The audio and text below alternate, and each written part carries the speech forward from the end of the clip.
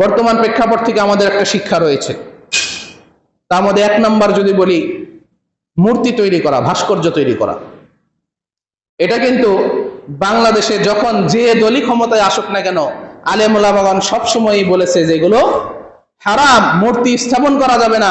ভাস্কর্যের নামে মানব আকৃতির, কোন প্রাণীর আকৃতির মূর্তি এগুলো তৈরি করা কি সর্বসাকুল্যে হারাম, যেই করুক না কেন। কিন্তু বারবার বলার পরেও আমাদের দেশে দেখতে পেয়েছি আমরা অনেক মূর্তির স্থাপন হয়েছিল না?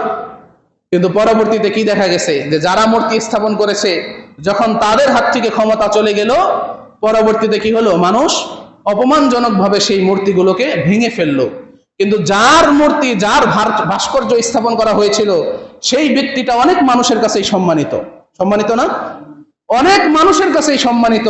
কিন্তু তারপরেও কিছু মানুষকে দেখা যায় সেই মূর্তির মাথার উপর কি জুতার মালা দিচ্ছে, তারপরে আবার কেউ কেউ কি নিকৃষ্ট কাজ করতেছে, প্রস্রাব করে দিচ্ছে। এগুলো কি জন্য হচ্ছে? এই ভাস্কর্য, এই মূর্তিগুলো যদি স্থাপন না করা হতো, তাহলে কিন্তু কেউ এইরকম অপমান করতে পারতো না। আবার অনেক মুসলিম নামক অমুসলিম আছে কিছু, যারা এই সকল মূর্তির জন্য মায়া কান্না করে। তারা আসলে প্রকৃত মুসলিম কখনোই হতে পারে নাই। কয়েকদিনের আগের একটা কাহিনী মনে পড়ে, আমি তখন কুষ্টিয়াতে ছিলাম। কুষ্টিয়াতেও এরকম ভাস্কর্য স্থাপন করা হচ্ছিল। আলেম ওলামাগণ সবসময় খুতবায়, সেমিনারে, মাহফিলে বলতেন যে এগুলো আসলে ঠিক না, এগুলো হারাম, এগুলো ইসলাম সমর্থন করে না। কিন্তু কিছু মানুষ ক্ষমতার অহংকারে আলেম ওলামাদের এই কথা তুচ্ছ-তাচ্ছিল্য করে তারা কি ভাস্কর্য স্থাপন করত, এবং তারা নিজেরাই ফতোয়া দিত। কুষ্টিয়াতে একটা দুর্ঘটনা ঘটেছিল, কিছু মানুষ অতি আবেগী হয়ে মূর্তি ভেঙে ফেলেছিল। আপনারা হয়তো জানেন, 3-4 বছর আগের কাহিনী, অনেকেই হয়তো নিউজে দেখতে পাবেন। এই মূর্তি ভাঙার ফলে কি হয়েছিল, তখন আমি কুষ্টিয়াতে একটা মাদ্রাসার দায়িত্বশীল ছিলাম। পুরা কুষ্টিয়া জেলার সকল মাদ্রাসার দায়িত্বশীলদেরকে কুষ্টিয়া পৌরসভা মিলনায়তনে ডাকা হলো। সকলেই যেতে বাধ্য, সরকারি ডাক, যেতেই হবে। গেলাম, যাওয়ার পরে এই মূর্তি নিয়ে, এই ভাস্কর্য নিয়েই সকল প্রকার আলোচনা শুরু হলো। আলেম ওলামাদেরকে সতর্ক করা হলো যে আপনারা আসলে বুঝতে পারতেছেন না, মূর্তি এবং ভাস্কর্য দুইটা এক জিনিস না, আলাদা জিনিস। মানে ওনারাই বড় মুফতি, আর সামনে যত আলেম ওলামা আছে এরা কিছুই বুঝে না, এরকম একটা পরিস্থিতি। আরেকজন পুলিশ অফিসার, যার কথা মনে পড়ে, তার নাম ছিল তানবীর, তার পদ কি ছিল জানি না, পিপিএম বার নাকি বলে, সে সরাসরি, আমরা শত শত আলেম সেখানে বসা, সরাসরি বলল যে আপনারা কিন্তু বেশি বুঝতেছেন, এত বেশি বুঝলে আপনাদের হাত ভেঙে দিব। তার কিছুদিন পরে নিউজে শুনলাম যে আল্লাহ রাব্বুল আলামিন তাকে লাঞ্ছিত করেছেন, অপমানিত করেছেন। কোন একটা কোর্টে তাকে আইনজীবীরা মিলে লাঞ্ছিত করেছে। যাই হোক, সেটা বড় বিষয় নাই।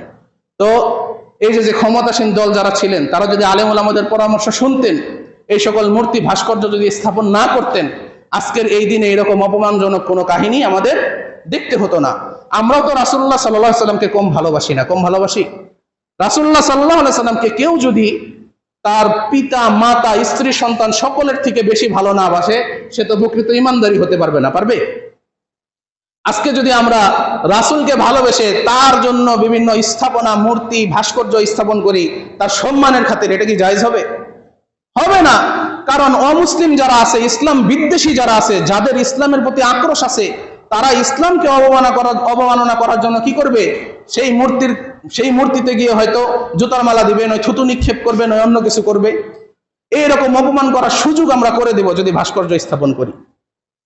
তা আমার দলের কোনো কিছুর ভাস্কর্য যদি আমি করি, তাহলে আমার যারা বিদ্বেষী আছে তারা সুযোগ পেলে তো সেটার মধ্যে গিয়ে অপমানজনক কিছু করতেই পারে।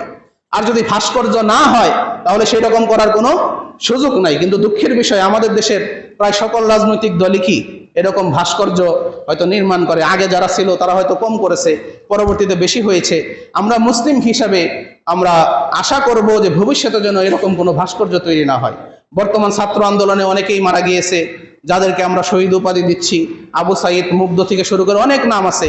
এখন যদি ছাত্ররা অতি আবেগী হয়ে তাদেরও ভাস্কর্য বা ছবি জায়গায় জায়গায় স্থাপন করা শুরু করে দেয়, আমরাও সমানভাবে এটার বিরোধিতা করবো এবং তীব্র নিন্দা জানাবো। যারা এগুলো তৈরি করছে, তৈরির জন্য বিনিয়োগ করছে, আমরা এত জনগণ আমাদের ট্যাক্সের টাকায় কতশো কোটি টাকা ব্যয় যেন এগুলো তৈরি করা হয়েছে। আমি মুসলিম হিসাবে তো আমি কখনো এই দাবি ছাড়বো না যে আমার টাকা দিয়ে যদি মূর্তি তৈরি করে। কত মানুষ অনাহারে না খেয়ে মারা যাচ্ছে, আর এই সকল টাকা এই সকল ফালতু কাজে খরচ করে কত টাকা ব্যয় করা হয়েছে। মৃত্যুর পরেও এর শাস্তি রয়েছে। এই সকল মূর্তি ভাস্কর্য যারা স্থাপন করবে, মহান রব্বুল আলামিন তাদেরকে আদেশ করবে যে তুমি যেহেতু আমার সৃষ্টির আকৃতিতেই তুমি সৃষ্টি করেছো, তাহলে আমি যেভাবে প্রাণ সঞ্চালন করেছি তুমিও সেভাবে প্রাণ সঞ্চালন করো, তুমি এটাকে জীবিত করো। যদি তখন ওই তৈরিকারী ব্যক্তি, এই ভাস্কর্য যে তৈরি করেছে, সে যখন প্রাণ সঞ্চালন করতে না পারবে, তখনই তার উপর আযাব গজব শুরু হয়ে যাবে। এখন বলেন তো, কারো কি ক্ষমতা আছে প্রাণ সঞ্চালন করার? এই জন্য আমাদের সকলকেই এই সকল কাজের বিরোধিতা করতে হবে ঈমানের দাবি নিয়ে।